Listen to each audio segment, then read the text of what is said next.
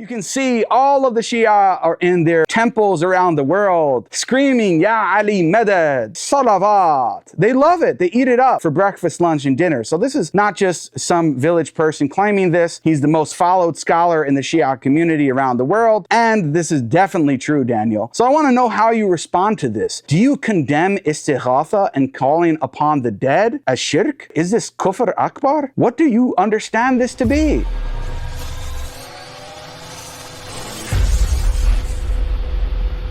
In today's episode, we have to look at who Daniel Haqiqatjou considers the most knowledgeable and most well-respected Shi'i scholar in the world living today. Unfortunately for Daniel, because he's so ignorant of his former religion, he doesn't know that this scholar, who is so well-respected in his eyes against the Shi'i community, which is actually true, actually promotes shirk. And if you don't believe me, I'm going to demonstrate that and show it to you. Now, Daniel has made the claim so many times over that, oh, the Shia have become more and more like the Sunnis over the years, and especially over the past 50 or 100 years. But for those who don't know, the Shia have a system today where they have these so-called top scholars who they call maraji, and they basically are the leaders of their community, and they studied at Hawza and so on and so forth, and they are the representatives of the lay Shia. They go to them for fatwa, for legal rulings, and so on and so forth, and they're followed by millions of Shia around the world today. And it's interesting, the scholar that we're going to take a look at today, al-Sistani, is the most followed scholar of the different maraji today. He's the most followed scholar amongst the Shia community living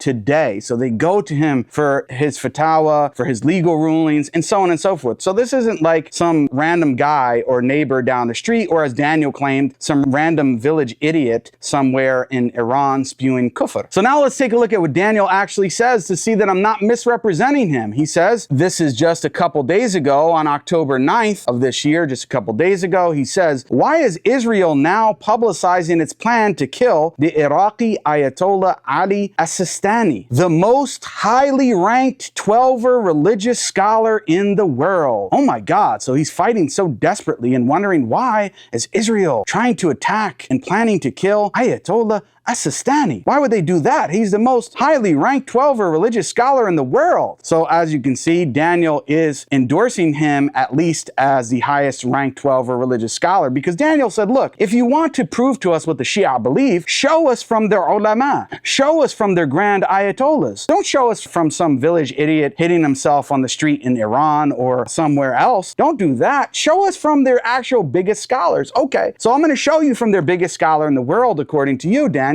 who you're so worried about Israel actually killing. So what does al-Sistani say, the greatest and most knowledgeable scholar in the Shia community today and most followed by the lay people? He says, in answering in a book where he's discussing different fatwa and responding to different questions, he says, I will shift to a doctrinal question this time and ask about the permissibility of requesting sustenance, children, protection, or healing directly from the infallibles, meaning from the imams. Let me ask you. So the question is, can we call upon the dead? Can we do istighatha to the so-called infallible 12 imams who are dead, except the last one they say is alive, but he's in hiding? Can we call upon them? Can we call upon the dead and do istighatha to them and ask them for children and protection and healing directly from them? So al-Sistani responds and says, do you request? He wants more information so that we see exactly what the fatwa is about. Do you request these things from them because they create, provide sustenance, or protect? They say no, rather because they are the means to Allah, the intercessors to Him, in fulfilling needs, and because they do nothing except by His permission. Glorified and exalted be He. So again, the same trick that Daniel did. They're just the means, not completely independently. They're the means to Allah subhanahu wa ta'ala's grace and mercy in providing sustenance. They're just the means that we go through. Then, al-Sistani responds, so you mean they ask Allah and He creates. They ask Him and He provides sustenance. They ask Him and He protects. And because they they are intercessors, no request or supplication is turned down for them due to their high status with him. Glorified is his majesty and their authority over us. And then the person responds, yes, yes, I mean that. This is permissible. Allah the Exalted says, and seek a means of nearness to him. Quran chapter 5 verse 35, we know that this doesn't actually mean what he's trying to convey. And they are your means to Allah the Exalted. This is permissible. This is exactly what the pagan mushrikeen did. They say Allah subhanahu wa ta'ala is too distant. We can't go to him directly. We have to go through these intermediaries, these divine, semi-divine beings, in order to actually get the mercy and grace from Allah subhanahu wa ta'ala, in order for him to provide this sustenance to us. Wow. So al-Sistani is backing this up. You're able to call upon directly the 12 infallible imams who are no longer living and present, at least 11 of them, according to the Imami Shia, right? They're no longer with us. They're no longer present. They're dead. We're going to call upon them from near and from far and from all around the world, and they'll be able to hear that and interpret all this information of all the millions of Shia calling on Ya Hussein, Ya Ali Madad all day long. They do this. And this isn't just al-Sistani saying it. You can see all of the Shia are in their temples around the world screaming Ya Ali Madad, Salawat. They love it. They eat it up for breakfast, lunch, and dinner. So this is not just some village person claiming this. He's the most followed scholar in the Shia community around the world. And this is definitely true, Daniel. So I want to know how you respond to this. Do you condemn istighatha and calling upon the dead as shirk? Is this kufr akbar? What do you understand this to be? Just so we go to another scholar, a Sunni scholar, who Daniel loves and respects, and what his position is on istighatha. So this is Sheikh Muhammad al-Hassan al-Dadu, who you've seen in the previous video, who is, according to Daniel, or the lazim of his statements, the lazim of his qawl,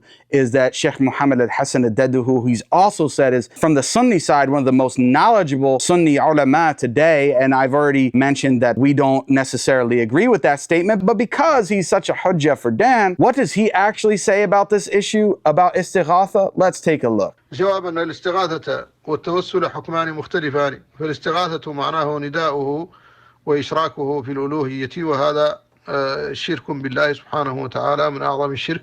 وقد قال الله تعالى ذلكم الله ربكم له الملك والذين تدعون من دونه ما يملكون من قطمير إن تدعوهم لا يسمعوا دعاءكم ولو سمعوا ما استجابوا لكم ويوم القيامة يكفرون بشرككم ولا ينبئك مثل خبير.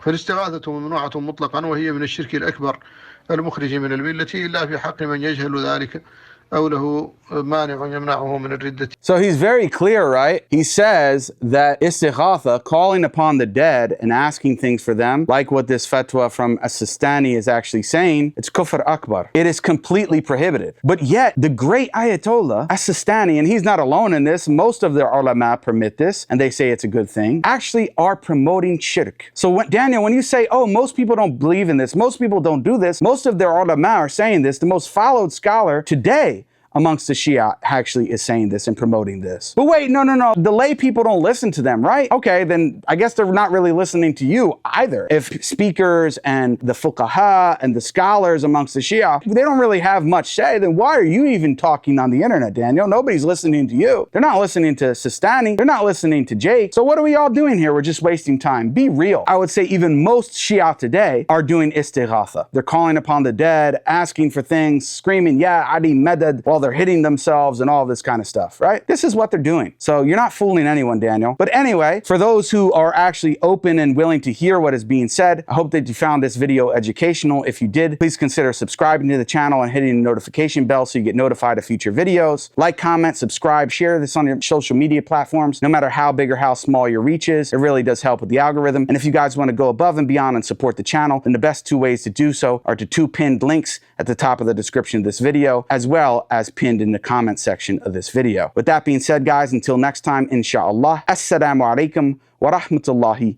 wa barakatuh.